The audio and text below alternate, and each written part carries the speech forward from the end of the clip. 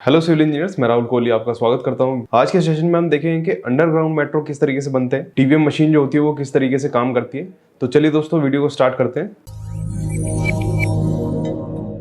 जो भी कंपनीज होती है, जैसे मेट्रो है या फिर डीएमआरसी है या फिर एलएमआरसी है, लखनऊ मेट्रो है, तो ये कंस्ट्रक्शन के दौरान किन चीज़ों का ध्यान रखती है, ये आपकी स्क्रीन पर आपको दिख रहा होगा। एफिशिएंट, इफेक्टिव, इकोनॉमिक और इन्वायरमेंट फ्रेंडली।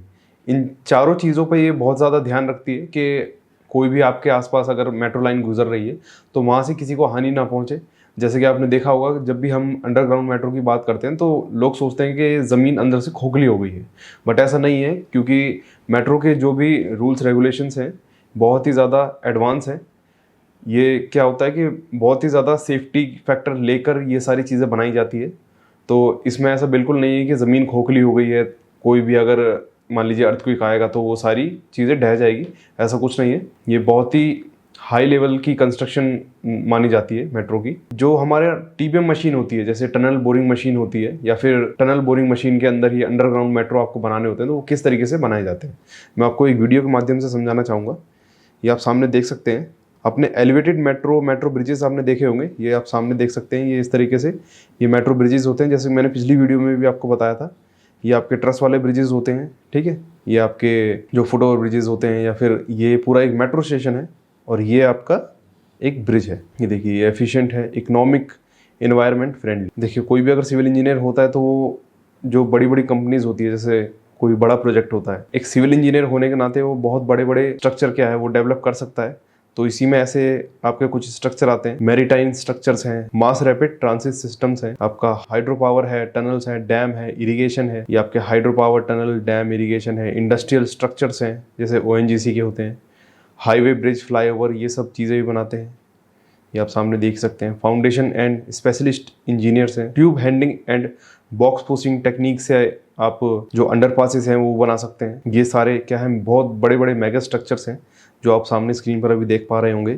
ये भी टीबीएम का काम चल रहा है, टनल बोरिंग मशीन का, ठीक है। ये बहुत ही हाई लेवल का सारा कंस्ट्रक्शन होता है। इसमें जब अगर हम फाउंडेशन की बात करते हैं, जैसे टीबीएम की बात करते हैं, तो टीबीएम में क्या है, आपके अलग से मशीनरीज यूज होती हैं, अलग से टीम आती है टीबीएम की, जिसका फुल फॉर्म हम टनल बोरिंग मशीन कहते हैं। ये सारी चीजें अभी आपको विस्तार से पता चल जाएगी। देखिए, जो इसके स्टेप्स होते हैं ये क्या क्या होते हैं। अगर आपको कहीं पर भी टीबीएम मशीन चलानी है या फिर आप उसमें काम कर रहे हैं, तो सबसे पहले इसमें क्या होता है, जियो टेक्निकल एनालिसिस होता है, डिजाइनिंग होता है, आपका मोबाइलाइजेशन होता है, इम्प्लीमेंटेशन होता है, रिस्टोरेशन होता है, ठीक है। ये आपके 5 स्टेप हैं किसी भी टीबीएम को लगाने के लिए। जैसे आप मैप में देख सकते हैं, ये आपका कैलकाटा मेट्रो का मैप है। देखिए, जैसे ये आपके पॉइंट यहाँ पर ब्लैक कलर के दिख रहे होंगे, इसी बीच में आपको अंडरग्राउंड मेट्रो बिछानी है। तो आप देख सकते हैं बहुत जगह पर कर्व आता है, तो वो किस हिसाब से देते हैं अभी आपको पता चल जाएगा। ये देखिए, ये अभी एलिवेटेड मेट्रो के लिए ये सारा कंस्ट्रक्शन अभी हो रहा है। इसके बाद अंडरग्राउंड मेट्रो का भी इसमें सब कुछ चीज़ दिखाई जाएगी। ये आपकी मैट मशीन होती है, जिससे कि आपका पूरा ड्रिलिंग हो सके, ठीक है। ये देखिए, ये आपको सामने दिख रहा होगा, ट्रीएक्सल कंप्रेशन टेस्ट होता है, ठीक है। ये सारे बहुत हाई लेवल के टेस्ट होते हैं जो हम कोई भी टीबीएम मशीन चालू करने वाले हैं या फिर लगाने वाले हैं, तो आपको इस तरीके से, अब जैसे यहाँ पर आप देख पा रहे होंगे कि बहुत ज़्यादा कर्व है, ठीक है। आप अगर सीधी सीधी अगर कोई टनल खोदनी है तो वो सीधी सीधी खोद सकते हैं, बट इसके बीच में क्या है, बहुत सारे, जैसे मैंने पहले वीडियो में बनाया था, अगर कोई बीच में मंदिर आ रहा है या फिर मान लीजिए कोई रिवर आ रही है, तो क्या होता है, मेट्रो की लाइन को इधर उधर मोड़ना पड़ जाता है। तो हम क्या करते हैं, उस टनल बोरिंग मशीन को सिग्नल आउट करते हैं कि हाँ, इधर से थोड़ा सा कर्व जाना है, थोड़ा सा इधर से कर्व जाना है। अब सामने आप देख सकते हैं, अगर इस तरीके से कोई पाइपलाइंस वगैरह आती है तो उसका पहले से ही यूटिलिटी सर्वे करवा लिया जाता है। तो सबसे पहले अगर हमको कहीं पर भी टीबीएम मशीन इंस्टॉल करनी है तो वहाँ पर हमको इस तरीके से पूरी साइट डेवलप करनी पड़ेगी, जहाँ पर हमारी सारी मशीनरीज काम कर सके, ठीक है। ये हमारी एक साइट आ चुकी है, और जहाँ पर भी हमें टीबीएम इंस्टॉल करनी है वहाँ पर पहले हमें ऐसे लेआउट करना होगा। हमें आरसीसी की ऐसी डी वॉल डालनी होगी, ठीक है। सामने आप देख सकते हैं सारी आपकी डी वॉल डल चुकी है। सॉरी, डी वॉल अभी डली नहीं है, सिर्फ इसकी मार्किंग हुई थी। डी वॉल डालने के लिए क्या होता है, डी वॉल भी आपकी इनर टू इनर बहुत बड़ी बड़ी होती है, जैसे कि कम से कम 30 मीटर की, 35 मीटर की, इतनी बड़ी बड़ी डी वॉल होती हैं। तो इसमें क्या होता है, पहले चारों तरफ से इसको मार्किंग लेआउट कर दिया जाता है और उसके बाद इसका इस तरीके से एक्सक्यूशन स्टार्ट होता है। जो पहले ये आप सामने देख रहे होंगे यहाँ पर, ये क्या किया था, ये आरसीसी का हमने पूरा जैसे हम वॉल लगाई थी। तो इससे क्या होगा दोस्तों, जो हमें डी वॉल लगानी है वो पूरी एक स्ट्रेट हमारा एस्केवेशन हो जाएगा। इस वजह से दोनों वॉल्स लगाई जाती है। ठीक है, ये आपका सारा जितना भी एस्केवेटेड मटेरियल है सारा बाहर निकल रहा है। ठीक है, ये देखिए, ये आपको पूरा इतना कम से कम 20-30 मीटर जितना भी प्लान में दिया होगा उतना वो एस्केवेट हो जाएगा। उसके बाद ये सारा इसमें एक फ्लैट यहाँ पर, मतलब कि जैसे आप देख सकते हैं यहाँ पे इन दोनों केजेस को डाल दिया जाएगा। ये देखिए, तो हमारे यहाँ पर एक फ्लैट केजेस को वहाँ पर डाल दिया गया है। ठीक है, इन केजेस से क्या होगा, दोनों वॉल्स के बीच में एक पार्टीशन हो जाएगा ताकि वाइब्रेशंस एक दूसरे में कनेक्ट ना हो। जैसे कि आप एक्सपेंशन जॉइंट वगैरह देखते हैं, तो ये डी वॉल का ये आपका, ये देखिए, ये आपका डी वॉल का पूरा रीइंफोर्समेंट है। ये इसको डाल दिया जाएगा। बहुत सी जगह पर इसको शेयर वॉल भी बोलते हैं। ठीक है, ये पूरी वॉल इसके अंदर चली जाएगी। ठीक है, अब यहाँ पर क्या है ना, आपको देखने के लिए मिलेगा, कहीं बार आपको देखने के लिए कपलर भी मिल रहे होंगे। ठीक है, ये आप सामने देख सकते हैं, रेड कलर के कपलर आपको देखने के लिए मिल जाएंगे।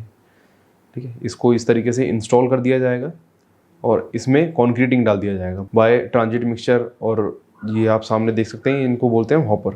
ठीक है, जो कीप जैसे दिख रहा है इसको हम हॉपर बोलते हैं।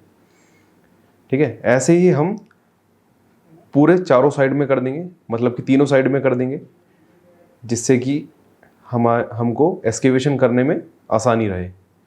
ठीक है, ये हमारी डी वॉल लग चुकी है पूरी। अब हमें क्या करना है, यहाँ पर टीबीएम हमें इंस्टॉल करनी थी, तो उसके लिए हमें एस्केवेशन करना है पूरा। एस्केवेशन की भी बहुत टेक्निक्स होती हैं, जब आप साइट पर काम करेंगे तो आपको अच्छे से समझ में आ जाएगा। ठीक है, अभी तो ये नॉर्मल वेज में समझने के लिए ठीक है। देखिए, ये यहाँ पर आपके कपलर लगे हुए हैं, क्योंकि यहाँ पर हमें क्या है, एक स्लैब बिछानी है।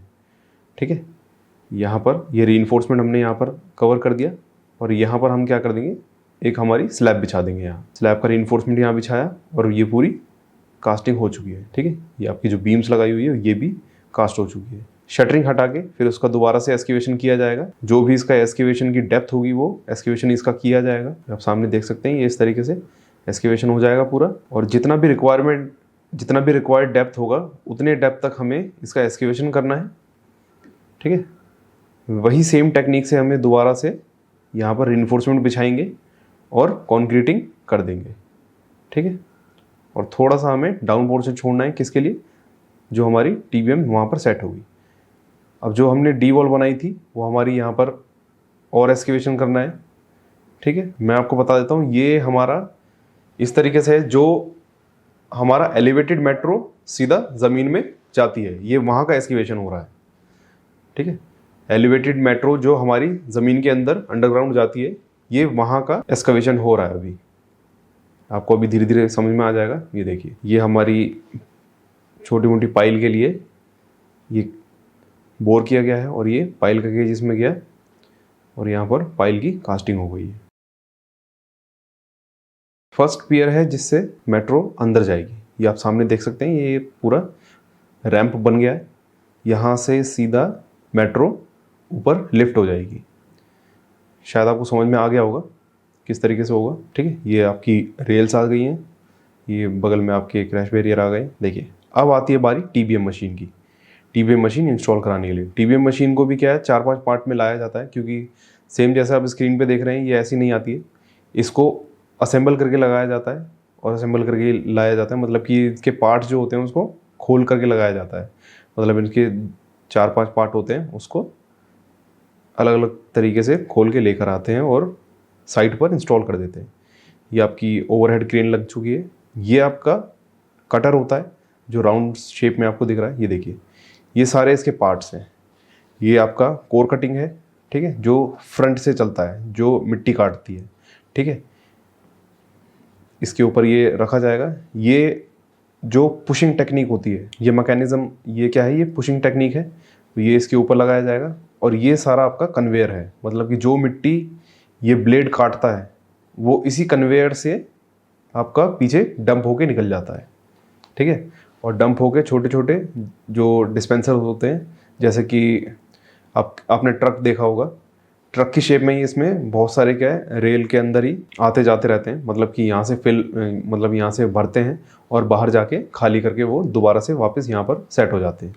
ठीक है, मैं आपको वीडियो में और आगे दिखाता हूँ। ये देखिए, ये हमारा पहला स्टेप है। इसको हमें क्या करना है, ये इसे वहाँ पर सेट करना है जहाँ पर TBM रखी जाएगी। ये देखिए, ये वॉल आ चुकी है यहाँ पे, ये हमारा हेड है। ठीक है, अब इसके आगे हमें ये कटर लगाना है। ठीक है, ये हमारा ये कटर लग चुका है। और अब सारा जितना भी कन्वेयर वगैरह था, पुशिंग टेक्निक वाला जो भी था, वो सारा हमें यहाँ पर ऐसे लगा देना है।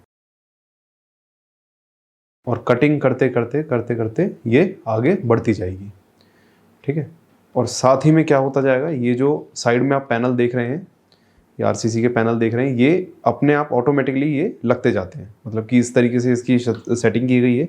जैसे जैसे ये TBM मशीन खोदती जाएगी, मतलब कि ड्रिल करती जाएगी, वैसे वैसे ही ये सारा जो आपके कंक्रीट का ये स्ट्रक्चर है, साइड के पार्ट है, ये इसमें फिक्स होते जाते हैं।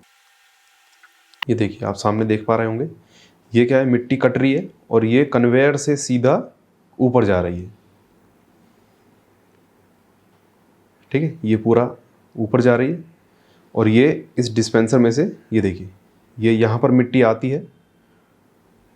जैसे आपने रेलवे में देखा होगा, लॉरीज वगैरह होती हैं, उसी के थ्रू ये ऐसे बाहर चली जाती हैं। ठीक है, फिर ये EOT क्रेन्स होती हैं, इसके थ्रू क्या होता है, ये जितना भी वेस्ट बाहर निकला है, मतलब अंदर से जो बाहर आया, इसको ऊपर निकाल लिया जाता है। और ये वेस्ट जितना भी निकला है, मिट्टी वगैरह जितनी भी निकली है, इसको ऊपर निकाल लिया जाता है और रिसाइकल स्टोर में भेज दिया जाता है। तो आई होप दोस्तों आप लोगों को समझ में आ गया होगा कि TBM मशीन किस तरीके से काम करती है और ये स्टेशंस किस तरीके से बनाए जाते हैं, उसका क्या मेन फंक्शन क्या क्या होता है। तो मिलते हैं दोस्तों नेक्स्ट सेशन में। Keep learning. Thank you so much.